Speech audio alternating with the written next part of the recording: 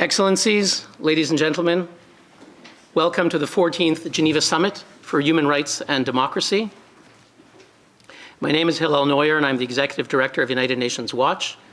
On behalf of the 25 NGO co-sponsors of the Geneva Summit and the co-sponsor of this event today, the Permanent Mission of Canada, it is my honor to welcome you to this annual gathering from around the world of human rights dissidents, pro-democracy activists, former political prisoners, and family members and representatives of current political prisoners. I want to begin by thanking our partners, a cross-regional coalition of human rights organizations, for helping us to organize this summit and to assemble courageous champions of human rights and democracy. We meet in the building of the United Nations Human Rights Council in order to shine a global spotlight on some of the most urgent situations and to place critical issues on the world agenda. I have to say it's really a pleasure to see everyone here. It's been 2 years since the pandemic began that we weren't able to meet in person. The last time we did this a year ago, it was online, and we had a very vigorous debate internally whether we would do this event online or not, and we had to decide months ago, and we took the risk, and I'm really glad to see the incredible people that I began to meet with last night. They give us great strength, courage, and inspiration, so it's really a pleasure to see all of you. I do want to thank the Permanent Mission of Canada, which for many years has been a legacy supporter of the Geneva Summit for Human Rights and supporting the causes of courageous human rights defenders. It means a lot, and we've always had a strong Canadian element. One of the pillars of our event is Professor Irwin Cotler, the chair of the Raoul Wallenberg Center for Human Rights, the former Justice Minister of Canada and the iconic human rights lawyer for the oppressed. He couldn't make it today, but he sends his best wishes, and he's represented, I'm glad, by his colleagues Brandon and Yona. He's always been and remains a key part of our event. So thank you all of you for being here today. I would like at this time to give the floor over to Tamara Mohini, the Deputy Permanent Representative of Canada to the United Nations in Geneva. Thank you. Thank you very much. It's an honor for us today to co-sponsor the opening of the 14th Geneva Summit for Human Rights and Democracy. This has always been an important civil society forum to inform and enhance the discussions and work that we all strive for together here at the United Nations to promote and protect human rights. And certainly we feel very strongly that by bringing together human rights defenders, activists, former political prisoners, and victims of human rights abuses, this platform helps their voices to be heard.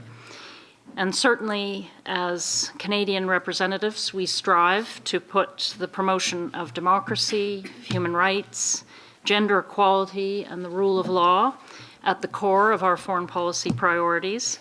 And we feel that our work is very much enhanced by our strong partnerships with civil society and with many of the individuals here today. And with the ongoing level of threats to the rights of freedom of peaceful assembly, of association, freedom of expression and opinion in many countries, and I would be remiss if I did not refer to the current context of an illegal aggression against Ukraine and the strong evidence of human rights violations that is emerging. And we, in this context, we must ensure that we all contribute positively to anchoring global cooperation and multilateralism in a feminist and a human rights-based approach. So our participation in the Geneva Summit is, we hope, complemented by our ongoing efforts to promote and protect civil society, including by chairing the Community of Democracies Working Group on Enabling and Protecting Civil Society, and through the Freedom Online Coalition and the Media Freedom Coalition, both of which we play an important role at this time. So we look forward very much to hearing from the human rights defenders who are able to join us today. We have great respect for your work to promote universal human rights on behalf of all those vulnerable groups, and your work is very important. And thank you, too, to the coalition of 25 non-governmental human rights groups from around the world and those representing them here for organizing this important summit. So we wish you a very productive summit and all the best for your deliberations. Thank you. Before moving to our list of speakers, our distinguished list of speakers, I want to join the Canadian Deputy Permanent Representative in expressing our deep concern about what is happening in Ukraine and the aggression there. It's something we've been speaking about quite a bit in the past several weeks here at the United Nations Human Rights Council upstairs. And we will hear towards the end of our program from a refugee from Ukraine. And I would say that it's a singular moment for human rights defenders to be here in the building of the Human Rights Council.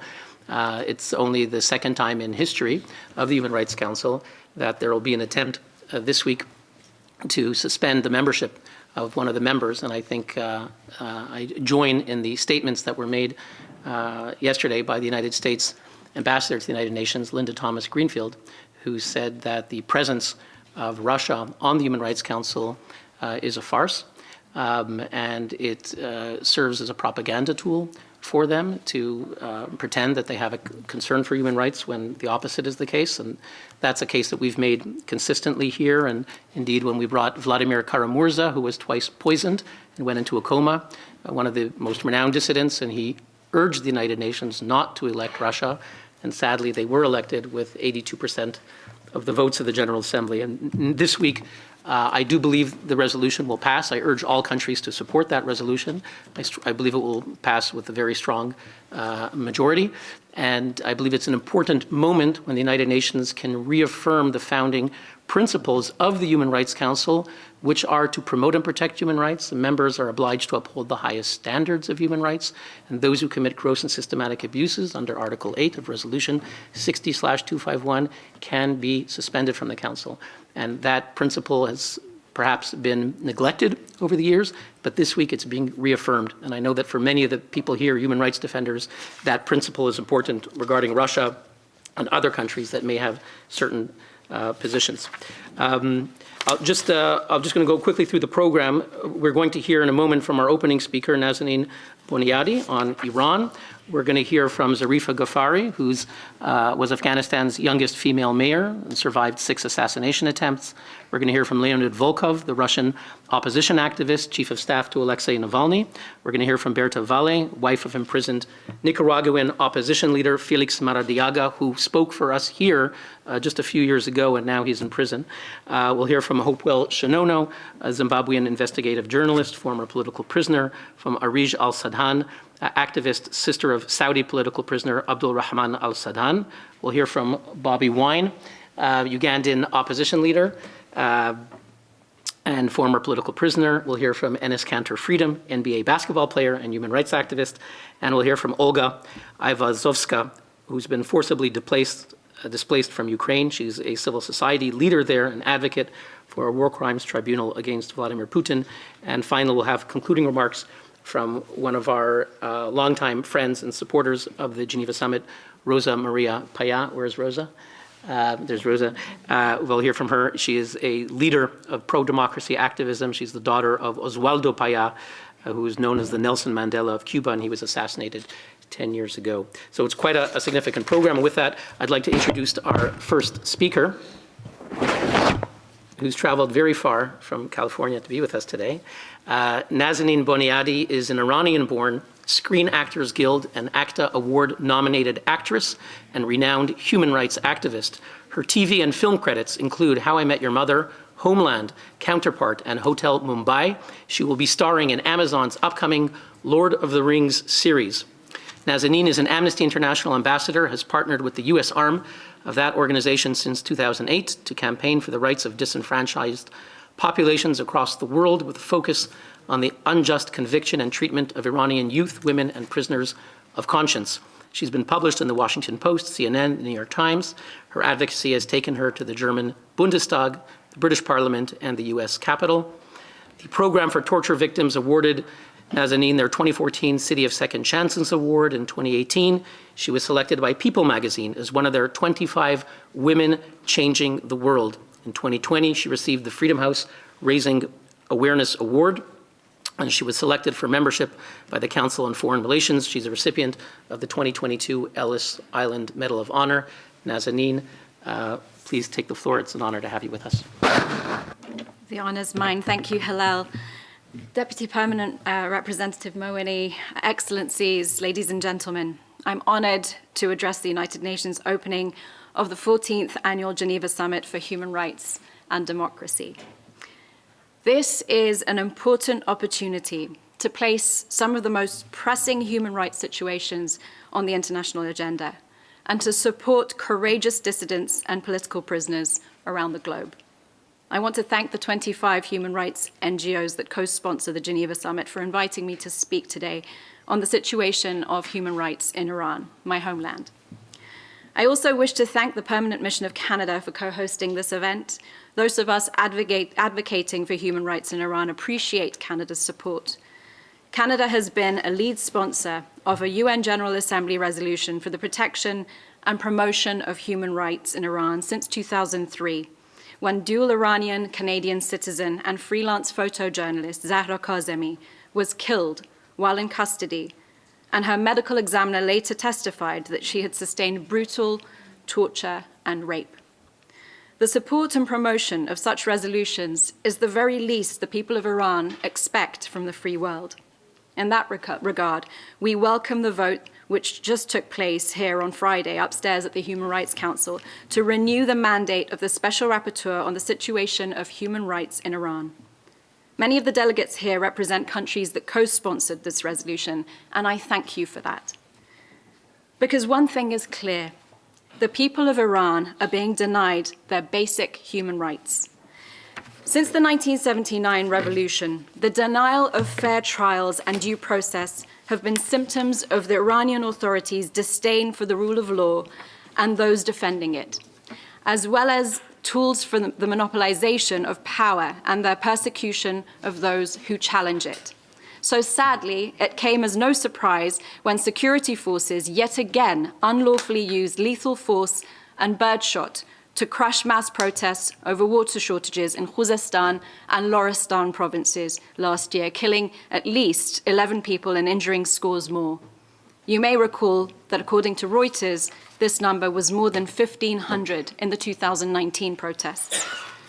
Nor should we be surprised that Iran is suffering from an epidemic of torture. Amnesty International has documented that Iranian authorities have failed to provide accountability for at least 72 deaths in custody since January 2010, despite credible reports that they resulted from torture, ill treatment, or the lethal use of firearms and tear gas by officials. Leaked surveillance footage from Tehran's notorious Evin prison in August 2021 showed prison guards beating, sexually harassing, and otherwise torturing prisoners. In the last year, several thousand men, women, and children, including human rights defenders, protesters, bereaved relatives demanding accountability, lawyers, journalists, environmentalists, dissidents, artists, writers, teachers, dual and foreign nationals, have been interrogated and unfairly detained simply for exercising their rights to freedom of expression, association, and assembly. Hundreds remain wrongfully detained by the end of the year. Hundreds of women human rights defenders remain unjustly imprisoned in Iran, including lengthy sentences for at least 6 women who peacefully campaigned against compulsory veiling.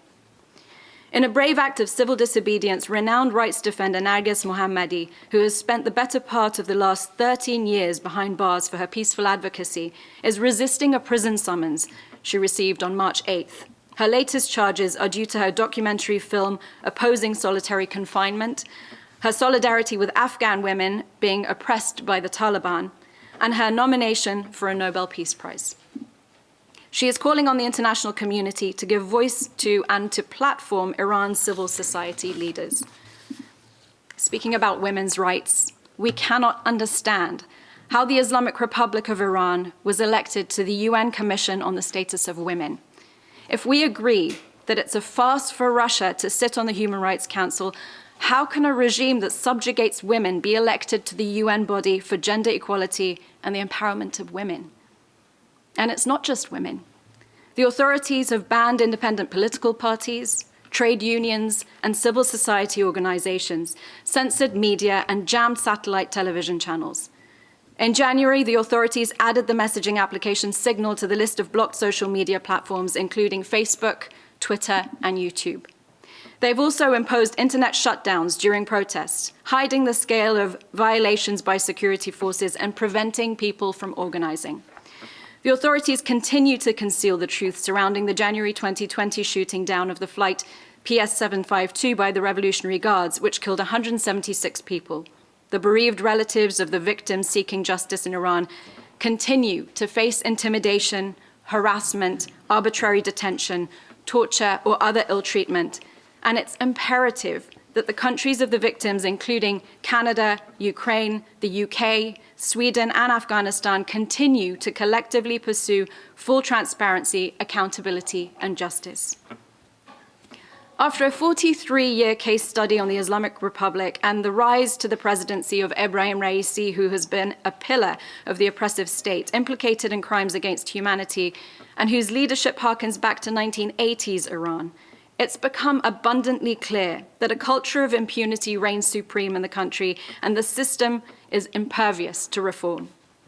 As the logic goes, there's nothing wrong with democracies that can't be fixed with what's right with democracies. Unfortunately, the opposite is true for countries like Iran. The very pillars of the system ensure that its wrongs cannot be made right. We should remember that there is no avenue for justice through domestic channels in Iran, and Iranian victims of serious crimes committed by the Iranian authorities look to the international community to take meaningful action to ensure their rights. This is why Amnesty International and other NGOs have been urging member states of the UN Human Rights Council to support the creation of an impartial mechanism to collect, analyze, consolidate, and preserve evidence of the most serious crimes committed in Iran to facilitate future fair and independent criminal proceedings. For far too long, we have soft-pedaled human rights advocacy in our foreign policy. But human rights are intricately bound with respect for the rule of law, and there can be no good governance in the long run without the rule of law. Good and law-abiding governance not only makes for better regional neighbors, but members of the international community. So it's not just a moral imperative that we prioritize human rights in our foreign policy. It's to our advantage that we don't allow it to overshadow our geopolitical, economic, and other concerns. Thank you. Thank you, Nazanin. I would now like to introduce our next speaker, Zarifa Ghafari. She is Afghanistan's youngest female mayor and survived several assassination attempts. This year, she's been chosen by the 25 human rights groups of the Geneva Summit to receive our International Women's Rights Award, which she'll receive tomorrow. And she's someone who created a women-focused radio station. She was appointed the mayor of Maidan Shar, becoming one of the only female mayors in Afghanistan's history, and the youngest. She had a very difficult time, as you might imagine, serving in that capacity. There were mobs that tried to block her for many months till she could do her job. And when she managed to do the job, she did an incredible job. She faced death threats, survived several assassination attempts, as I mentioned. Tragically, gunmen killed her father in November 2020. In 2019, the BBC listed Zarifa Ghafari among the 100 most inspiring and influential women in the world. It's an honor to have you with us today. The honor is all mine. Thank you so much.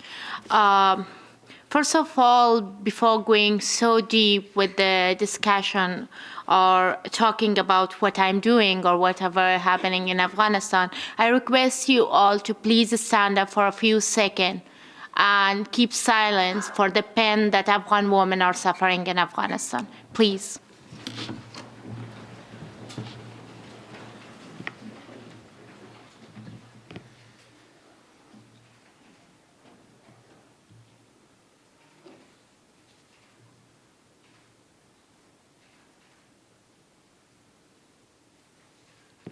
Thank you. Thank you so much. Today, I wore all white as a sign of protest. Protest to tell you, women of my country are living dead bodies nowadays. And to ask you to show solidarity by at least sharing, if nothing else, sharing your ideas in your social media platforms, in your country-wise, at least the people who are here, if you people could do that, I'm sure there's like a lot that we can make noise for it in support of women of my country. My name is Zarifa Ghafari, and I am an Afghan woman. My experience is shared by millions of others in my country. Since birth in my country, I saw women being sold for money. I saw women being stoned, and I saw the body of women of my age burning in the street following a bombing. I saw how the people of my country were being sacrificed to the ambitions of outside powers, from the Soviet Union to Pakistani occupation and to America. We Afghans have endured a level of violence that I'm sure you would not be able to endure for a moment, and yet we still do not lose hope. We continue to fight for our dignity, and we continue to strive for peace.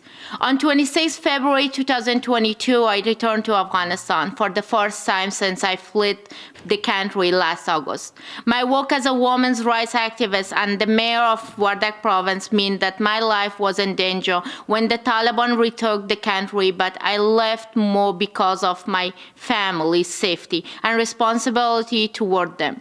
Going back, I took a huge personal risk. In doing so, and have faced fierce criticism from those who accuse me of whitewashing the Taliban regime with my visit. So I will explain how it went for me, what I saw when I was there, and what I ask you, the world's most powerful and influential people, to make life more bearable for Afghans. I wanted to see myself, the situation in my country now that the international community and most of the aid organizations have pulled out. The media has mostly focused on the Taliban and how they will govern. But I am interested in the people. But I believe that we must build rather than serve the bridge between the people of Afghanistan and the world. After the announcement of ban on girls' schooling in Afghanistan, I started working with my aid organization to help Afghan women, which I had it since 2014. Through educational and vocational trainings and maternity health care free services. In the center I have set up in Kabul, I met inspirational young women who are continuing to work as doctors, as teachers in the center. We have always had shocking poverty in Afghanistan, but now even those who were middle class are struggling to survive. State employees have not received their salaries for months. As I drove around Kabul, I saw people standing by the side of the road and selling their household possessions. This was the first impression of situation into my hand and heart. I am under no illusion about the Taliban, but I'm also aware that they will now be in power in Afghanistan for some years to come. That this is a result of the decision taken by America to make a deal with the Taliban and then withdraw all its troops. And yet now, having taken the steps that led to the Taliban retaking power, America and other Western powers are also reluctant to help the ordinary people of Afghanistan to survive. The Taliban government is seen as an illegitimate government, barely recognized by international community. As a result, of financial system in Afghanistan is totally broken. Sanctions have been imposed on the banking system, and the influx of aid money has very quickly dried up. That means that everyday costs are rising to breaking point. Afghans face the double threat of being jobless and facing rising prices. We need to discuss Afghanistan in a logical way. My country has been at war for 40 years. This February, I traveled to a remote village in Wardak province. After billions of dollars and 20 years, 95% of the population in these rural areas still does not have access to adequate food, healthcare facilities, or primary education. As the economic situation has deteriorated further, people are being forced to sell their children and organs to survive. The people of these villages know that most of the money spent by the international community in Afghanistan has simply lined the pocket of the corrupt and powerful people. We are not going to create a democratic, just and an equal Afghanistan by simply carrying on as we have before. Instead, we must find a way to open a new chapter in the country's story. Achieving peace in a country that has been at war for decades is never easy. Achieving peace in a country that has been for decades in war is never easy. It often involves making distasteful choices and speaking with people you find abhorrent. And yet, there is no other way. That is how peace was achieved in Northern Ireland and Yugoslavia. And I believe it's the only way it can be achieved in Afghanistan. We, the people of Afghanistan and the Taliban, have the responsibility to resolve the differences through dialogue with international community support and observation. Taliban must accept the facts of Afghan society, in particular women's abilities for building up the country. Afghan women have made enough sacrifices. They cannot fight this ongoing humanitarian crisis alone, nor can they withstand the horrors of another civil war in the country. I urge you to do everything you can to take our people out of this pandemic and to raise your voices in support of humanity. Women of my country and girls which are not able to go to schools nowadays, the solution is not for all just sitting and sending statements. We need action, at least after 7 months of darkness for men and women of my country. We don't want you to send bus to Afghanistan, but we ask you to not close doors for Afghans that need a safe shelter. Our blood is not different than anyone else in the globe. If you all can stand united against Putin for Ukraine, please stand for Afghanistan against Pakistani proxy war too. And last but not least, we know that the solution must be to confront the reality head on. Therefore, let's put human rights, in particular women's rights, more before any political deal or talk with the Taliban and to the Taliban. This time, you can't win until there is a woman which loves their country and people more than men that you know it. Thank you so much. Thank you, Zarifa, and thank you for your courage. You're one of the few people who left Afghanistan, was forced to flee, but then went back recently, so you could give courage and strength to your people. That's quite extraordinary. Our next speaker is Leonid Volkov. He's an extremely busy person for, I would say, primarily two reasons. One is he's chief of staff to imprisoned opposition leader in Russia, Alexei Navalny, who, as you know, in February was subjected to a fake trial and sentenced to many more years in behind bars. So he's extremely busy dealing with that issue, and also because he's representing a person and a cause of defying Vladimir Putin. Well, he's very much in the news and interviewed all the time these days, and so we appreciate that he took the time to be with us today, and that you'll be with us tomorrow at our main event at the Geneva CCG. Leonid Volkov is chief of staff to Alexei Navalny, who, as you know, was poisoned and almost died, and nevertheless came back to Russia and then was thrown in prison. For that, Leonid was campaign manager for Mr. Navalny's mayoral campaign in Moscow in 2013, as well as for his bid to get onto the presidential ballot in 2018. Volkov created and led Team Navalny's network of regional offices in 45 of Russia's largest cities. Since 2019, Leonid Volkov operates from abroad, which is not surprising given that the Russian regime is pursuing him with 7 different politically motivated criminal cases. An IT professional by background, Volkov is also the co-founder of the Internet Protection Society, Russia's leading digital rights NGO. Please, you have the floor.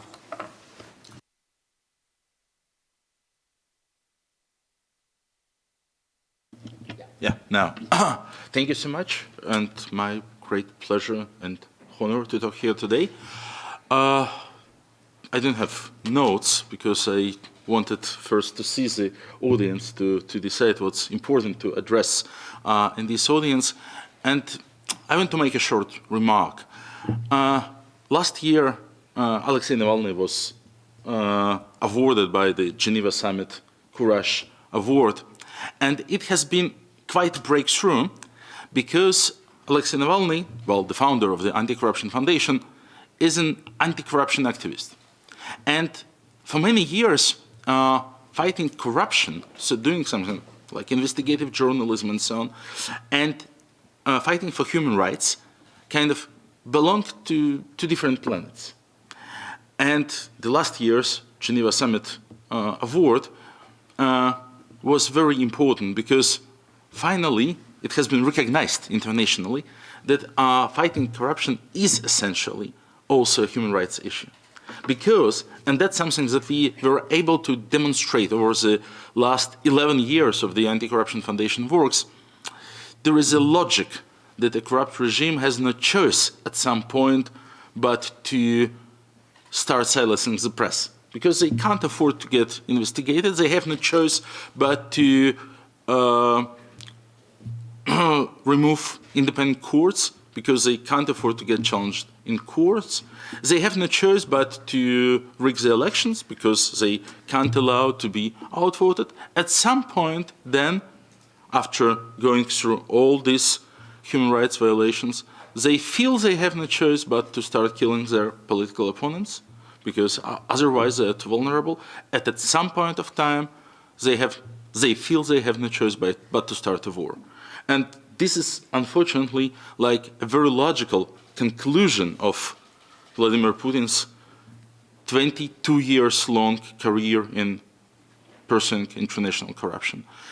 There is a deep connection between the fact that Vladimir Putin is the owner of the largest palace in the world and largest yacht in the world, and the fact that now Russian troops on his order are doing unbelievable atrocities in Ukraine and killing civilians and torturing people and destroying Ukrainian cities.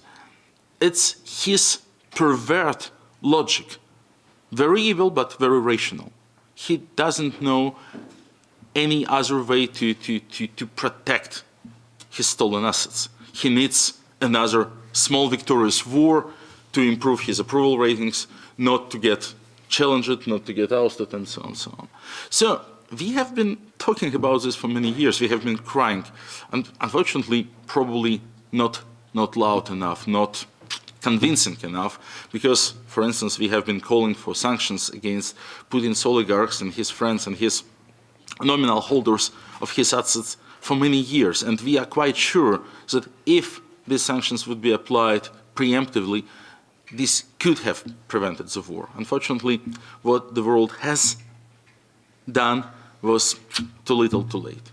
But still, we believe this lesson has to be learned because, unfortunately, there are many other small Putins and wannabe Putins in the world that follow the same pattern of corruption, then destroying human rights, and then attacking their neighbors. Thank you. Thank you, Leonid. Our next speaker is Berta Valle. She's the wife of imprisoned opposition leader Felix Maradiaga, who was thrown into prison for the crime of running for president, along with several others, and about 170 other individuals who dared to criticize the dictator in Nicaragua, Daniel Ortega. Berta herself is a recognized Nicaraguan activist, journalist, and human rights defender. She has 15 years of experience as a senior television anchor, working with top shows in Nicaragua. She is one of the most recognized broadcasters in the country. In 2016, she was nominated as an independent to represent the city of Managua in the National Assembly by the Independent Liberal Party as part of its National Coalition for Democracy. However, Nicaragua's Supreme Court, controlled by loyalists of the dictator Ortega, disqualified the party's coalition, and Berta was blocked from running. Since 2018, Berta and her daughter and mother-in-law have been living in exile due to persecution faced by her husband Felix and his family. I should note that Felix spoke with us here just a few years ago and is now in prison. He was forcibly disappeared by the regime in June of last year after announcing his intention to run against Ortega in presidential elections, and he remains imprisoned today. Berta is working tirelessly, coordinating defense teams that support Felix inside and outside of Nicaragua. As a consequence of her work, the police and public ministry have found her guilty of being, quote, a traitor to the homeland. The only evidence they presented was so-called investigations into her advocacy on behalf of her imprisoned husband, but it's another way of trying to harass and persecute her. Berta, we're very glad that you're here, and it's particularly personal for us that one of our speakers here a few years ago is now behind bars and suffering the way that Felix is. Thank you very much. And it's an honor for me to be here. In 2019, my husband Felix Maradiaga was a speaker at the Geneva summit. Today, he is in prison together with more than 175 political prisoners in Nicaragua. In April 2018, in Nicaragua, people took to the streets to peacefully protest Daniel Ortega autocratic rule. The regime responded with overwhelming violence and killed more than 355 people. Since 2018, the regime's oppression has only increased. There have been silencing the media, criminalizing protest, and persecuted political opponents. In February 2021, Felix announced that he was running for president in the November election against Daniel Ortega. On June, the forces of Ortega's regime illegally detained him and took him away. For 84 days, I had no idea where my husband was. I did not even know if he was alive. The same thing happened to the other 7 presidential candidates, plus journalists, students, peasants, party leaders, and human rights defenders. They're being in jail living in horrific conditions. They sleep in cold concrete slabs without sheets or blankets. They do not have enough food or proper medical attention. They're verbally abused and psychological torture. They do not have access to reading material, not even a Bible. And some remain in solitary confinement. Felix has lost 50 pounds and he is held in total darkness 24/7.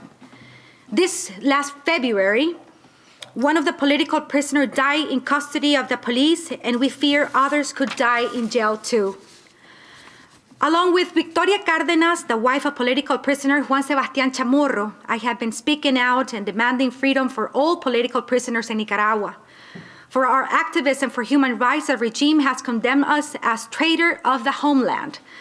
Because I cannot go back to Nicaragua, I haven't had contact with my husband since his abduction in June 8, and the regime is not allowing us to have any type of contact, not even a phone call, a letter, or even a drawing from our 8-year-old daughter.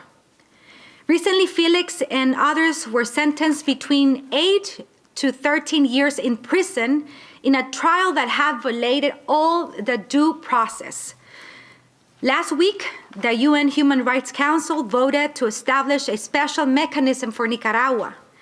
We are very grateful for the resolution presented by Costa Rica, Chile, Colombia, Canada, Ecuador, Peru, Brazil, and Paraguay. This is an important step, and I ask all of you and the international community to continue to support the restoration of human rights and democracy in my country. Thank you. Thank you, Berta. Our next speaker is Hopewell Shinono, an award-winning Zimbabwean journalist and filmmaker who has worked with the BBC, ITV News, and the New York Times. In 2008, Shinono won CNN's African Journalist of the Year Award. He joined Harvard University as a Nieman Fellow the following year. In 2020, Shinono published an expose alleging corruption in the administration of President Emerson Mnangagwa. His reporting forced the government to fire the health minister, but also resulted in his own arrest on baseless charges.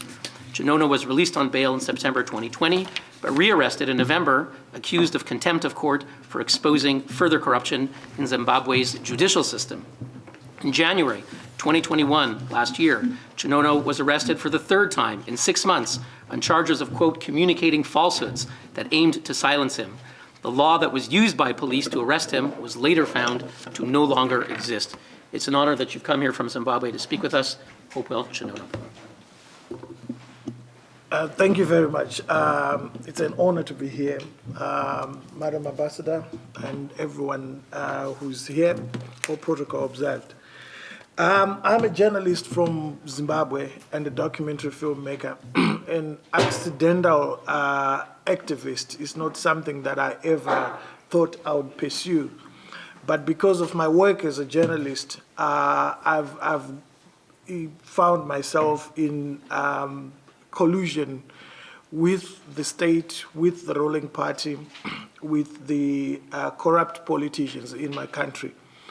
What stirred me to start focusing on these issues, ordinarily I'm a foreign correspondent, and some of the stories that I have been doing since 2018 are not the kind of stories that I would ordinarily do because they are not of interest to the foreign audiences in Europe and America whose organizations I work with.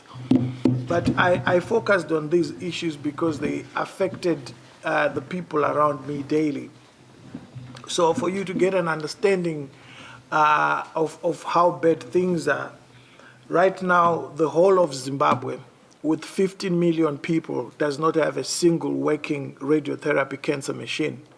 So if you get cancer today in Zimbabwe, you've got a death sentence, you are gone.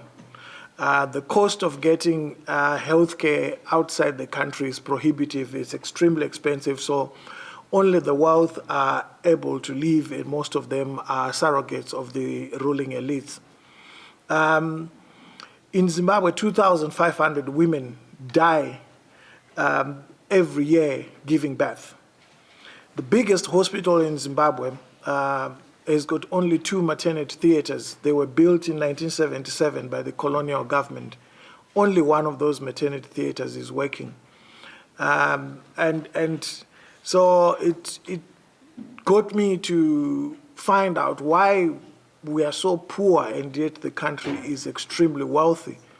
And if you want to look at the quality of life that a country has, you have to look at how it treats its own citizens, especially the vulnerable. At the time when I started these investigations, Zimbabwe, again with a population of 15 million, only had about 7 psychiatrists. We are in a terrible situation where if you speak, you get arrested and you are thrown into prison. I'm lucky that I'm known internationally. There are many people in Zimbabwe that are rotting in prison that don't have the international profile that I do have, that shouldn't be in prison. In 2020, we found ourselves, like the rest of the world, facing the pandemic, COVID-19. And there was a lot of money that was allocated, some coming from international partners, including Canada, to assist vulnerable countries because they were aware that our health delivery systems were not fit for purpose. And I found myself in a situation where I ended up investigating the looting of public funds meant for COVID-19. And so those investigations, and each time I've investigated, I find myself thrown into prison. So as my good friend Bobi once said to me last night when we were having dinner, that it's a great pleasure to come and meet every one of you because it makes you realize that you're not insane. You're not alone fighting dictatorships. Thank you. Thank you. Indeed, last night it was said when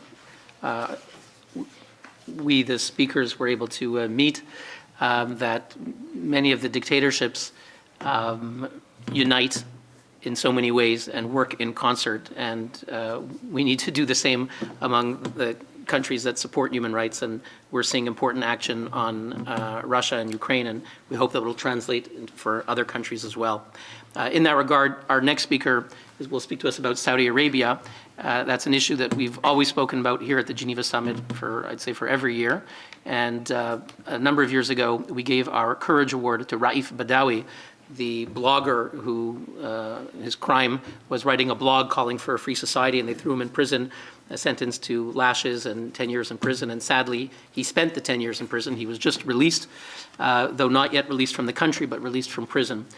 So we welcome Raif's release, and we stand with him and his family. But there are other people that are still in prison. And Arij al-Sadan will tell us about that. She's an American citizen now living in California. Her brother, Abdul Rahman al-Sadan, is a humanitarian aid worker in Saudi Arabia who was kidnapped from his office at the Red Crescent Society in Riyadh by Saudi authorities during a mass crackdown on critics and human rights activists in 2018. Arij, his sister, has been working tirelessly to demand justice and the release of her brother, and she's come here to Geneva to tell us more about his case. Please. Thank you so much. I'm really honored to be here. And Madam Ambassador, thank you so much for all of you guys being here.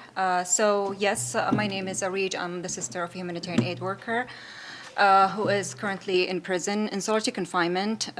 He's been in solitary confinement for a little bit over 4 years. In fact, last year, this day, April 5th, my brother got sentenced to 20 years in prison, followed by 20 years travel ban, simply for tweeting. So my brother in 2018 got kidnapped from his office at the Red Crescent, where he worked as a humanitarian aid worker from Riyadh, and was taken to an unknown location. When he got kidnapped, his phone and his car was taken away without a warrant, and we didn't know about his where he went. He was disappeared for days. We were looking everywhere, calling everyone, until his coworkers found our contact and let us know of what happened. We tried to communicate with the Saudi government to get any information about my brother. They kept denying any knowledge of his kidnap or disappearance. Only after a month, they finally confirmed that they had him. But they continued to refuse to give us any information about his well-being, the reason for his detention, or his location. So he continued to be disappeared, and that went on. Months went by, years, until 2 years of disappearance, he was finally allowed a 1-minute call. And that was only after increased international pressure. For the first year, we stayed silent because we were advised that this is the best way and it's dangerous to speak. We stayed silent. We tried every possible way with the Saudi government to get any answers, but we got nothing but refusal and ignoring all our requests. So after a year of that, I realized that there's no hope, and the situation is so dangerous. And that was basically after also we heard about the horrific murder of Jamal Khashoggi. For a long time, we didn't know even if my brother was alive. But I kept my faith and my hope that I'll keep speaking up and I'll keep seeking justice. So after a year, I started to campaign for my brother. I started to campaign to free my brother. And since I wasn't an activist before, I didn't know about the horrific human rights abuses that was going on in the country. So after I started campaigning, I've started to learn about some really horrific human rights abuses. My brother wasn't alone, wasn't the only one. There was a lot, thousands and thousands of people being imprisoned, tortured, disappeared. Their families are being threatened. They're put on travel ban. So we've learned later that my brother was brutally tortured. He was kept in a secret prison. He was tortured with electric shocks, beating, just to name a few. The level of torture have reached where they broke actually his hand and smashed his fingers, saying, "Is this the hand you tweet with?" So, unfortunately, just like the murder of Jamal Khashoggi, the level of torture and brutality has no limit in Saudi Arabia today, especially since MBS came to power. So my brother is not the only one. There are thousands like my brother, disappeared and tortured. And just like we've seen with several cases, silence is dangerous. Speaking up is dangerous, but silence is more dangerous. Our silence helps dictators. Our silence makes those in prison suffer a lot more. We need to speak up louder and louder. And we need the UN actually to stand by us and support the Saudi victims, stand by Saudi heroes. They are heroes because they dared to speak up. Inside the country, even behind anonymous accounts, they are heroes. So we need to speak up. We need international organizations to speak up, governments. Our silence will only hurt them. Thank you so much. Our next speaker is Bobi Wine. He is a Ugandan pop star, activist, and political leader. He heads the National Unity Platform, which is the country's largest opposition party, and he was elected to parliament in 2017. As a singer, Bobi Wine's music has focused on social justice issues. He's been blocked from performing, however, since 2018, his music considered a threat to the political establishment. He received massive support across the country and then started the People Power movement in 2017 to encourage young Ugandans to get involved in politics. Since then, he's been arrested, tortured, subjected to various other forms of abuse and harassment. His supporters and friends have been targeted by the government, with some killed and others abducted and tortured. Bobi Wine was a presidential candidate in Uganda's most recent election, which has been described as the most violent and least fair in the country's history. He was placed under house arrest, denied access to food or water. Now, I see that on social media there's tremendous excitement that you're here at the United Nations and that your followers refer to you as Mr. President. You have the floor. Mic check, 1, 2, 1, 2. Thank you very much for having me. I'm very honored and privileged to be here, not just for myself, but to highlight the plight of the people of Uganda and many people in the world that face the same that we are facing in Uganda. My name, like you said, is Kyagulanyi Ssentamu, although I'm more popularly known by my stage name as an artist, Bobi Wine. I'm a musician, an activist, and also political leader. And yes, I challenged General Museveni in the 2021 election, which turned out to be the most violent election, not just in the history of Uganda, but in all elections that I've seen, because I had to campaign with a bulletproof vest and a ballistic helmet.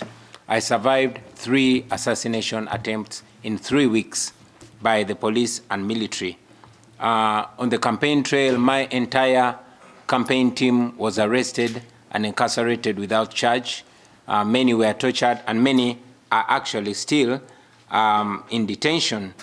On November 18th, 2020, I was arrested, and when people protested, the military went on rampage and shot and killed hundreds of protesters, although the regime in Uganda only acknowledged 54. Thousands of our supporters were abducted by unmarked military trucks.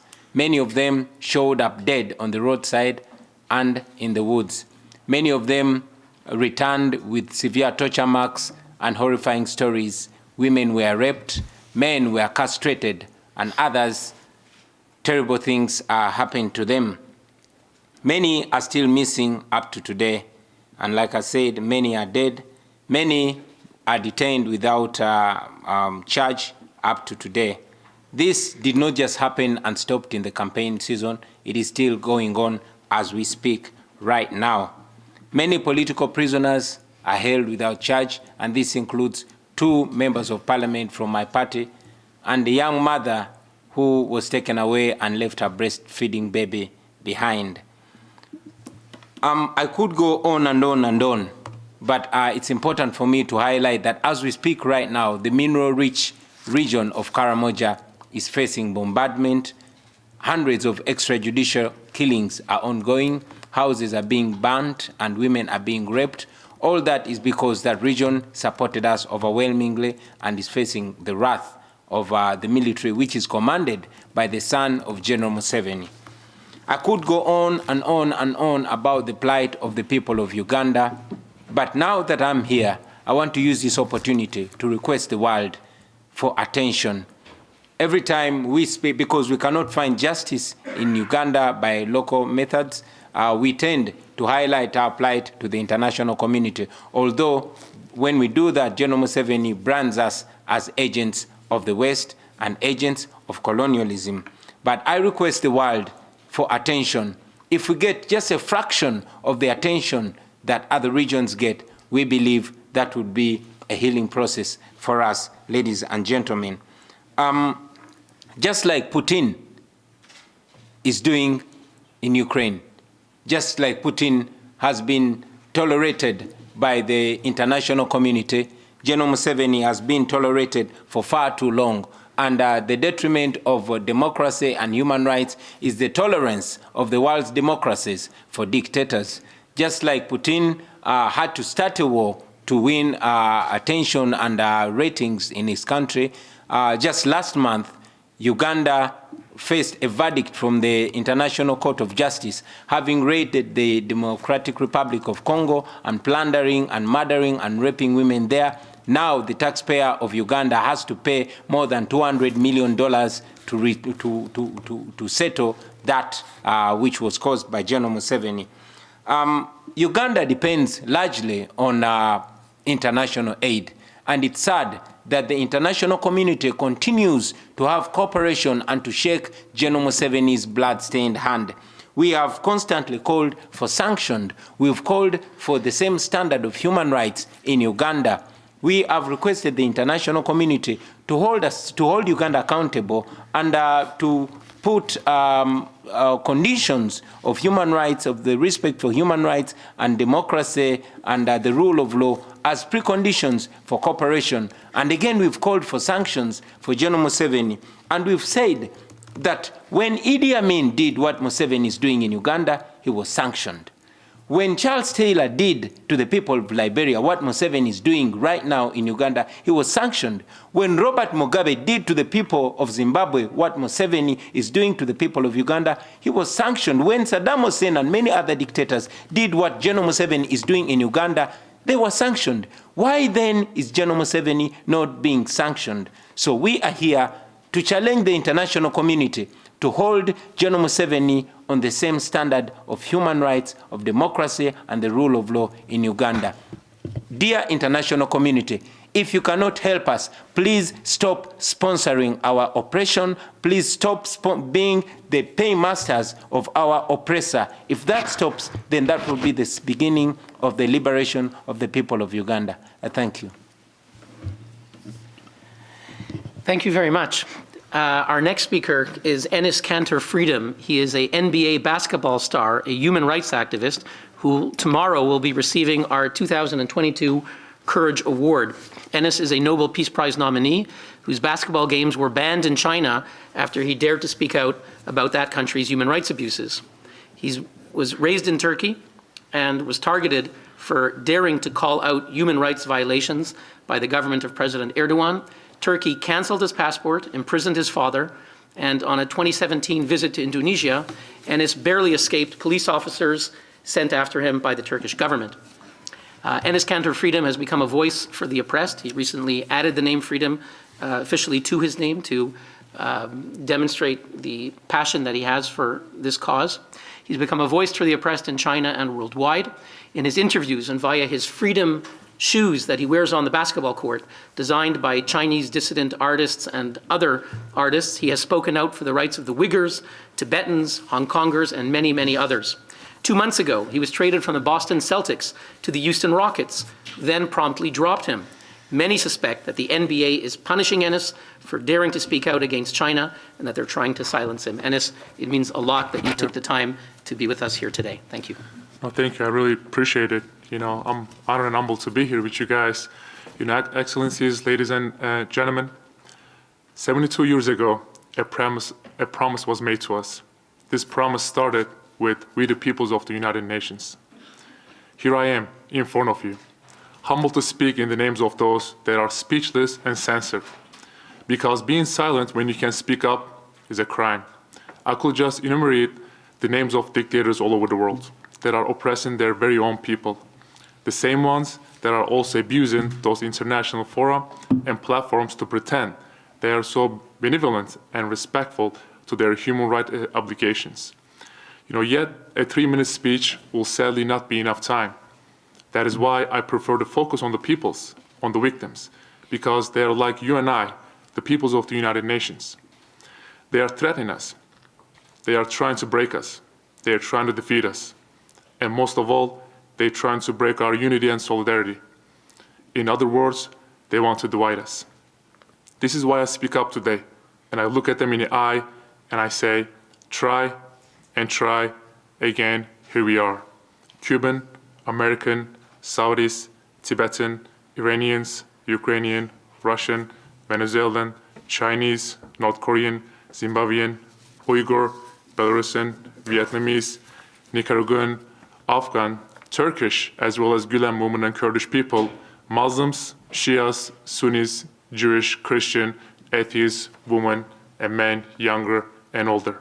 We gather and we speak up all together, united, one and unique voice, and we say no to arbitrary detention, no to enforced disappearances, no to torture, no to censorship, no to corruption. And we say yes to freedom of speech, to democracy, and to rule of law. And we won't be silent until our people will be free from oppression and violence. Today, I stand in this room in the United Nations. I am no United Nations expert. I am no lawyer, no diplomat, nor politician. I'm an athlete.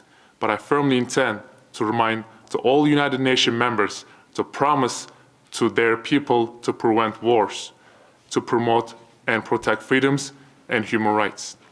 And I also remember this friend who was explaining to me that the purpose of the United Nations.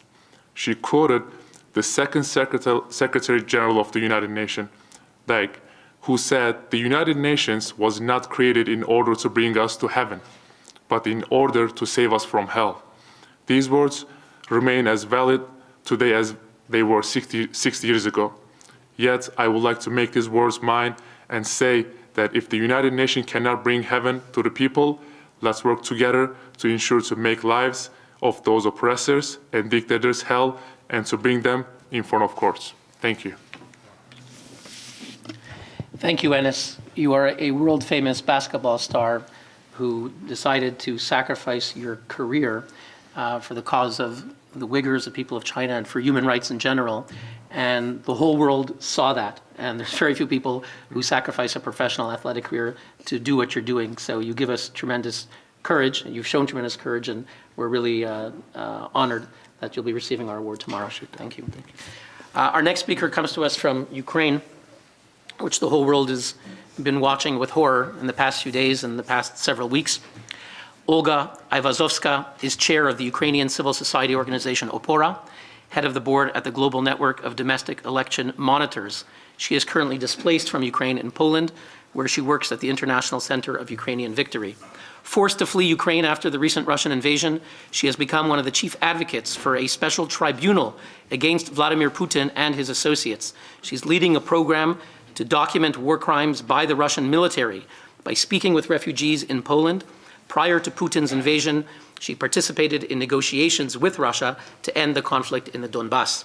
She was named repeatedly one of the top 100 most influential women in Ukraine. She comments regularly on Ukrainian politics, electoral reform, and the advancement of democracy. I know you're going through terrible things in your life and the life of your people right now, and it means a lot that you made the trip to be with us here at the United Nations. Thank you. Thank you. First of all, I'm going to have a long speech tomorrow. That's why I have only 3 minutes today. And I want to focus on my feelings. I have only one wish, to back home. I'm 40 years old. I had a professional background. I was fighting for free and fair elections, not only in Ukraine, but around the world, because my organization has capacity to share the best practices, how to protect political rights in Ukraine. Ukraine was a part of post-Soviet Union and world for many, many years. But when Ukraine decided to be democratic countries, and to stay strongly on that point of decision-making process. Russia decided to break the state, to kill the civilian, and to continue this aggression as far as it possible. You know that Russians had a hope that Ukraine will be occupied during 48 hours. I have only one superpower. I'm Ukrainian. And my son, he is sitting here. He wants to back home. We are talking about that each day. 5 Ukrainian children have been killed each of the day. 60% of Ukrainian children are displaced already. 4 million Ukrainians are living now abroad, and 80% of these people want to back home.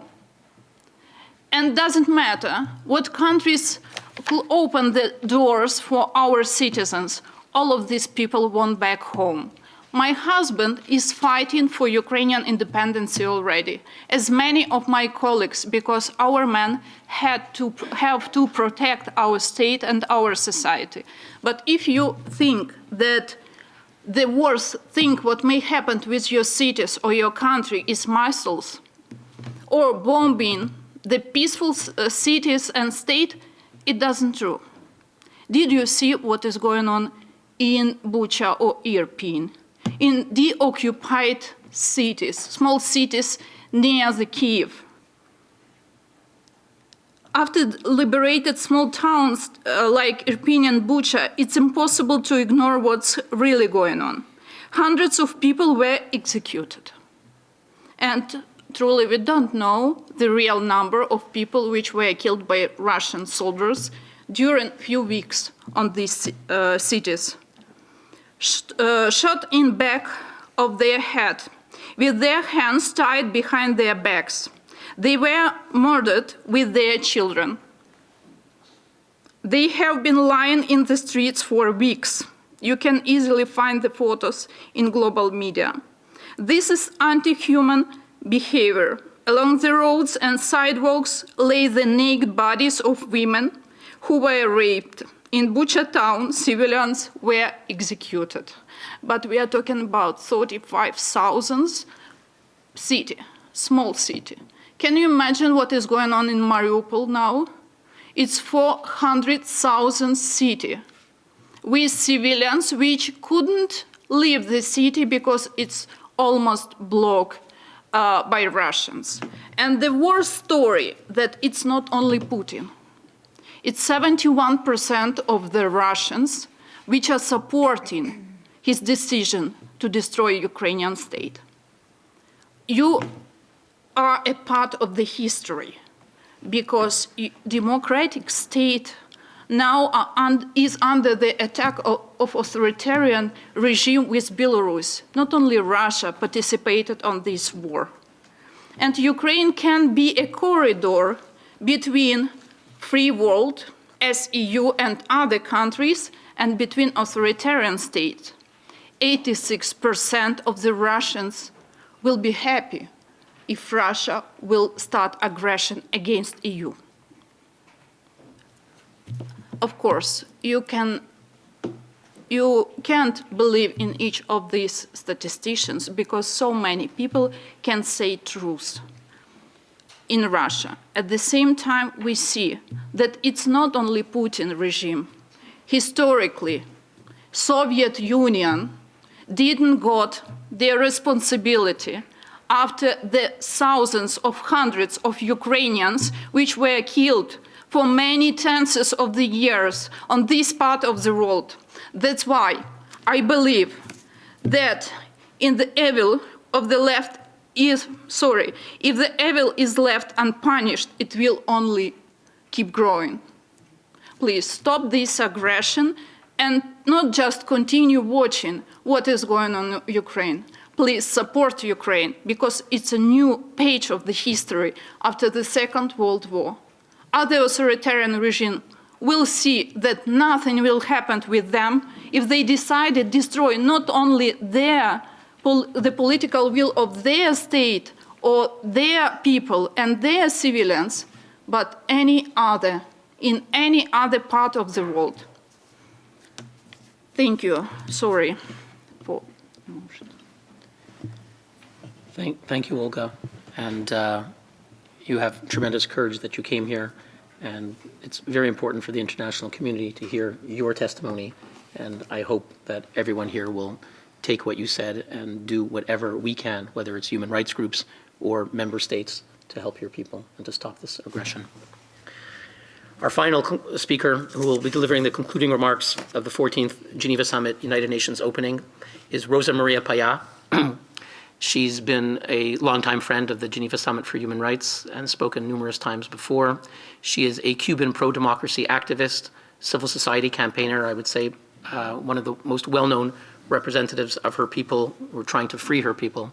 She works to promote international solidarity with Cuba, seeks justice for her father, Oswaldo Paya, who received the European Parliament's prestigious Sakharov Prize, was a 5-time Nobel Peace Prize nominee who was assassinated 10 years ago, and we've never had justice for the case of her father. She coordinates Cuba Decide, advocates for the Cuban government to hold a binding referendum for free and fair elections. She's president of the Latin American Network of Young People for Democracy. Rosa has appeared before the United Nations Human Rights Council upstairs, speaking often for UN Watch. She's been interrupted numerous times by the Cuban government and their allies, but she persists. She's spoken at the European Parliament, the US Senate, Organization of American States, Summit of the Americas, and many national parliaments. In 2019, Rosa Maria Paya received UN Watch's Morris Abram Award for her courageous defense of freedom, liberal democracy, and universal human rights. I would say that her mission to free the Cuban people from dictatorship has never been more vital. Rosa Maria. Thank you so much, Hillel. It's, as always, an honor to be here with you and with so many human rights defenders, so needed voices in the face of the evil. As you mentioned, next July 22nd will mark 10 years since my father, Oswaldo Paya, prominent Cuban opposition leader, was assassinated by the Cuban communist regime. In 2013, Ban Ki-moon, the UN General Secretary at that time, received and circulated a petition to create an international committee in order to conduct an independent investigation into the killing of my father. That investigation is yet to be conducted. In contrast, the Cuban regime sits in the Human Rights Council, from where they protect their impunity, making sure that the multiple accusations against them or against the rest of their criminal friends, I mean Venezuela, China, Russia, Iran, etc., do not prosper.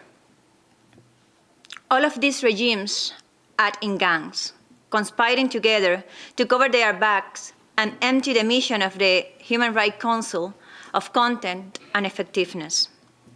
So we can only hope that the soon-to-be the expulsion of Russia from the Human Rights Council be followed by the expulsion of Cuba and the rest of the currently seated dictatorships upstairs. We all know the long criminal friendship history between the Castro brothers and Russia. We all remember the role that the Cuban regime played during the Cold War. For some decades, the world thought that these ties were no longer a threat. However, now we are seeing the deepening of the military and strategic agreement signed by Cuba's and Russia's regime. In last December 2021, Russia threatened a repeat of the Cuban Missile Crisis. On January 13, 2022, Deputy Foreign Minister Sergei Ryabkov repeated the threat, telling in Russian TV, and I'm quoting, that he could neither confirm nor exclude sending military assets to Cuba. On February 2022, just days before Russia's invasion, the Speaker of the Russian Congress arrived in Cuba and thanked Cuba for supporting Russia's decision on Donetsk and Luhansk, after Russia forgave for 5 years the $2.2 billion debt that the Cuban regime has with Russia. Actually, the Americas has paid a high price for tolerating a communist dictatorship in Cuba. It has caused the end of the democracy in Nicaragua and Venezuela, and caused the largest refugee crisis in our region. The regime threatens peace and security of the continent and is systematically provoking migratory crisis. It is involved in the Russian zoning attacks against American diplomats, initially called the Havana Syndrome, and in many other sorts of criminal-related activities, from trafficking persons to providing sanctuary and support to terrorists. The Cuban regime is the Berlin Wall of our time. But to turn it down, the Cuban people need the support of the international community. For 63 years, Cuba has been held hostage of an oppressive dictatorship that denies in law and in practice the most basic human rights of its own people. After more than 6 decades without free, fair, or multi-party elections in Cuba, Cuba is in crisis. According to the Hanke Misery Index of 2021, Cuba is the most miserable country in the world, driven by a soaring inflation rate, shortages of basic products, and tens of thousands of people have abandoned the country in the last 5 months. But in the chamber upstairs, they say that Cuba is some beacon for social justice where everybody is equal, when the truth is that the Cuban military elite have sat fat while the Cuban people starves. While the truth is that that commercial tourist paradise is a prison for the Cuban people.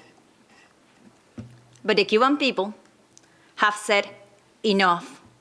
And last July, hundreds of thousands of Cubans took to the streets in peaceful nationwide protests, chanting freedom, down with the dictatorship, change of system, patria y vida, which is motherland and life, and is the opposite of what the communist regime propagate, which is motherland or dead.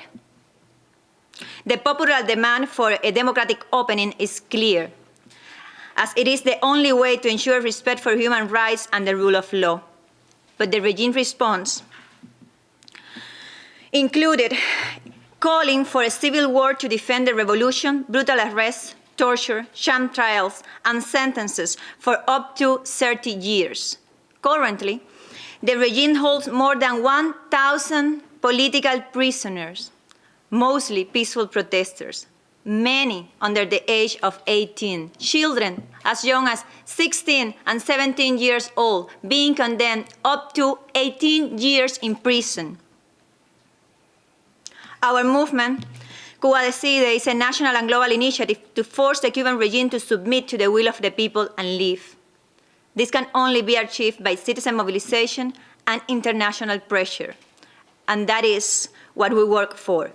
But activists on the island fight in the most disadvantageous conditions possible, and it is imperative that all of the nations of the free world support the Cuban people's fight for a change, because the victory of the democracy in Cuba is essential to open the path to peace, prosperity, and stability in the whole hemisphere. It seems that the world has been sleeping while the Chinese Communist Party tries to exterminate Uyghurs. The Taliban regime takes over Afghanistan. The Putin and the Iranian regime kills dissidents, and Venezuelan and Nicaraguan dictatorship torture political prisoners, following the Cuban State Security's handbook. In the face of the Russian invasion of Ukraine, the world is maybe awakening, maybe, to the great threat behind the illusion of peace and stability that Western democracies have lived in the past half a century. The great Edmund Burke alerted us. He said that the only thing necessary for the triumph of evil is for the good men to do nothing.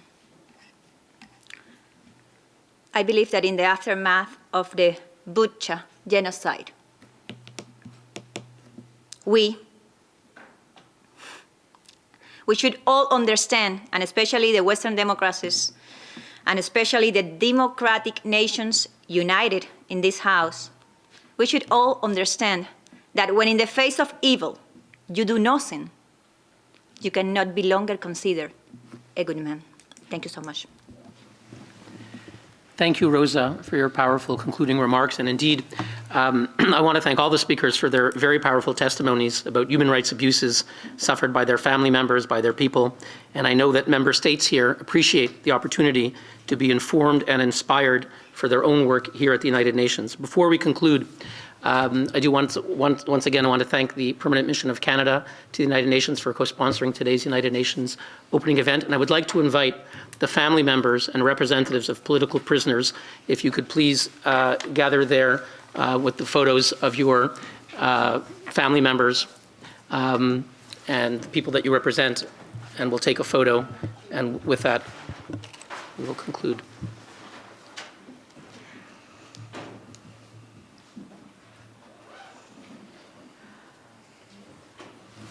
Yeah.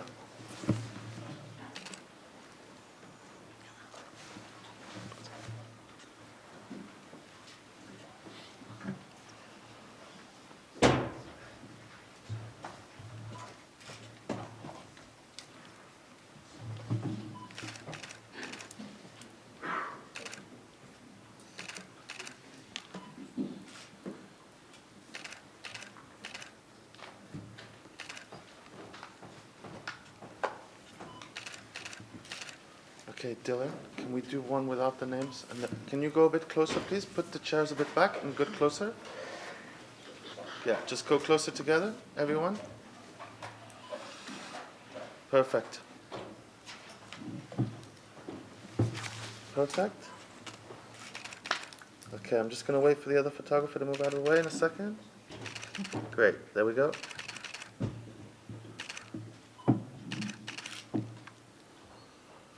This is a good idea. Okay. Thank you.